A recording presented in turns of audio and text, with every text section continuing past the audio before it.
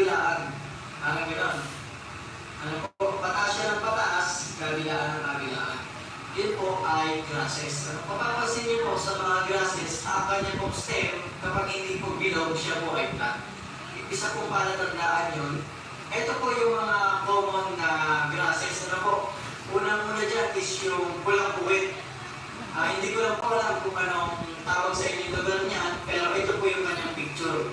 Ang common name po niya is pulang buwit. At ito naman po isa, yung pinakakilala na at laging nariyan tayo sa palayan. Ito po yung trigo-triguan. Pakicomment na po sa baba kung anong tawag sa inyo. Ito natin po ay itong palahimaya. Ito po, nakikita niyo po, ito po yung kanyang picture. Hoy, broadleaves makamo anong giapil man ani tanan. Sa mo taga-Dugay. Idea. Sedges. So, gaya po na grasses, ang sedges naman po ay patusok din yung dahon niya para di siyang pugon. Kaya naman, nagkakaya pa sila din sa dahon kasi po, kung yung grasses ay dalawa lamang kabilaan, yun pong sedges naman ay tatlo. Ano po? Tatlo naman siya. Tapos yung iba, meron ka makikita sa bulaklak na gitna. Ito po yung example ng picture para makita nyo rin. At yung kanya pong stem naman is triangular. Makikita nyo po. Ito po yung picture, ano? Para makita nyo rin po. Tatlong example ng sedges. Ito po. Gumi, payong-payong, at ugod-ugod. May mamit po rin kung anong tawag sa inyo sa mga naman. Ang pangatlo po ay ang tinatawag na broadleaves. So sa pangalan pa lang, alam naman natin broad. Ibig sabihin po, ang tawag nito ay malawak. Hindi siya matilos na parang pugon. Siya po ay parang katulad na, example po niyan is yung mga gabinua, sinisilihan. Yan po. So kaya alam niyo na po, yung tatlong klase ng damo, ang grasses, sedges, at broadleaves. Kapag pupunta po kayo ng tindahan ay masasabi niyo na po kung ano yung inyong papatayin. Bawat damo po ay merong kanya-kanyang specific na herbicide. Ano po? Wala pa po noong herbicide na kayang patayin lahat. Kung meron man po, pakicomment na lang sa comment section.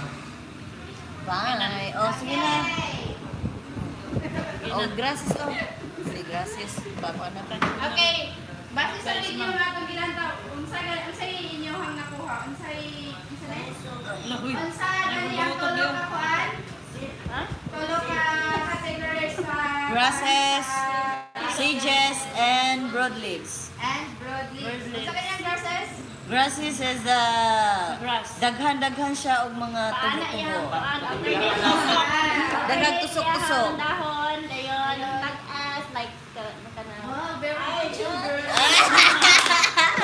Okay, karon, Tagalog, among i-discuss karon ang tulo ka categories sa weeds. Sa kaninang weeds? grasses, Grasses. man. Weeds, any plant that is growing where it is not wanted. Plant which completes with a crop for basic resources Very good. needed to growth and development. Yay! Okay, what is weeds?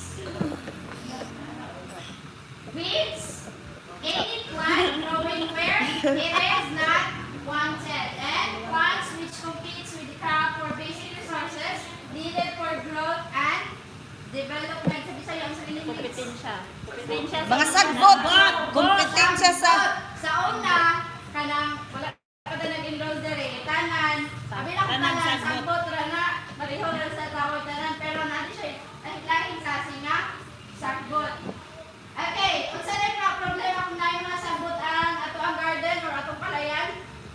compete with Compete crops. crops causing yield reduction. And number two, affect quality of agricultural produce. So, di ba ang ato ang garden, kung daghan gyud siya, daghan siya sa